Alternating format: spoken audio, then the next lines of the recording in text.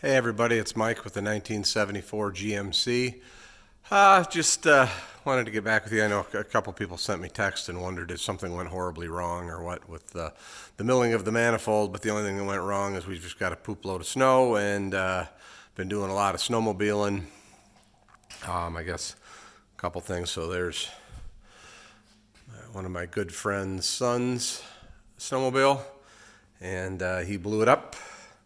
And so we're working on that, working on getting it back together. There's a table full of parts right there. But it was a pretty bad blow up. And the snowmobile is kind of a prototype.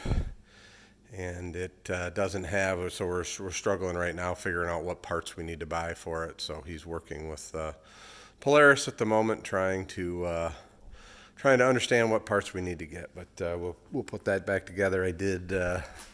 in my time since I've worked on the manifold, I did get my stator back together for the old Johnson, and I've worked on several other snowmobiles and some car stuff and what have you. But let's take a look here at the manifold. I did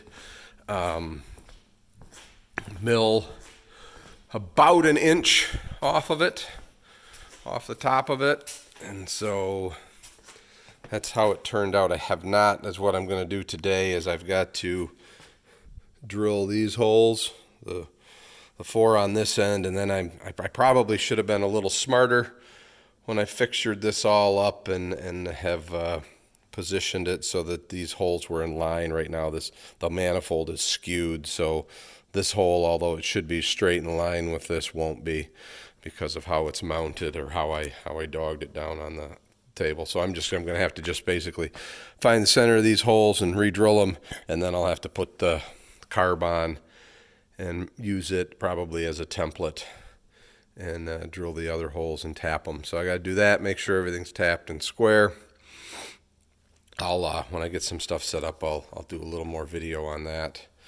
I'm going to try and pause this, but that doesn't always work for me, so I'll try and pause it and just add to this. If not, it'll be another video. But I did get an inch off of it, and actually understanding now how far I was able to mill this one, I probably could have used, there was a really inexpensive one on Amazon that I sent back because in the back of it, it was drilled and tapped for a manifold vacuum port.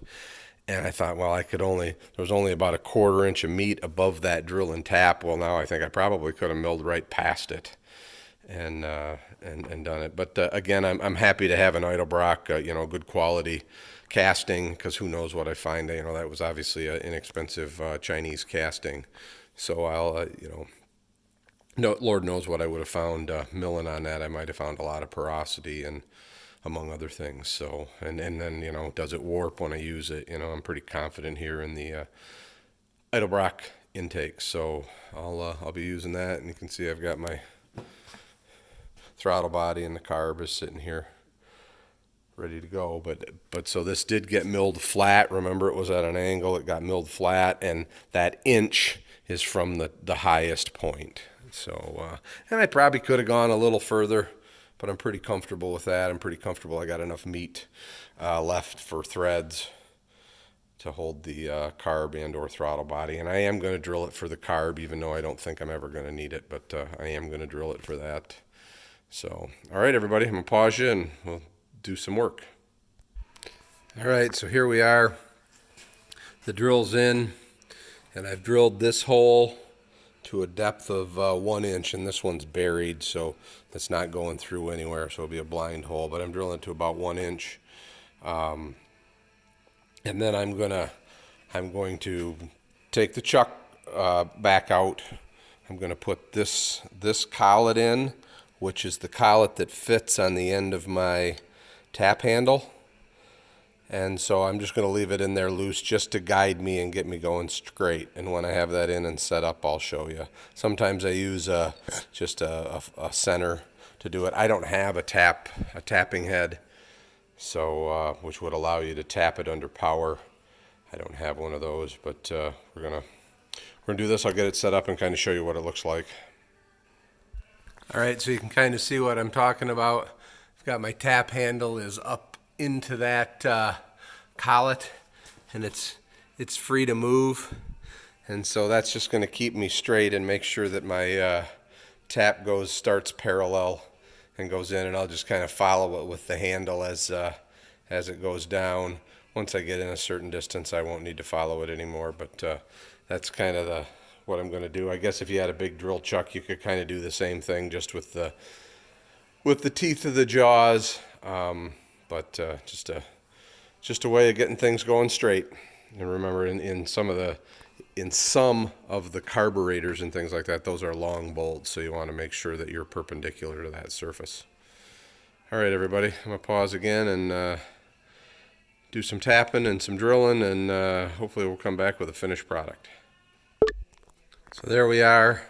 I have all 4 holes drilled and tapped here, and just the 2 for the square bore. For this, I just wanted to show you that with 4 bolts in, plenty of clearance, to move around or whatever for alignment. So should be good. Like I said, it's not the perfect way to do it. I could have done a more precise job, but basically what I did is I just set this on and centered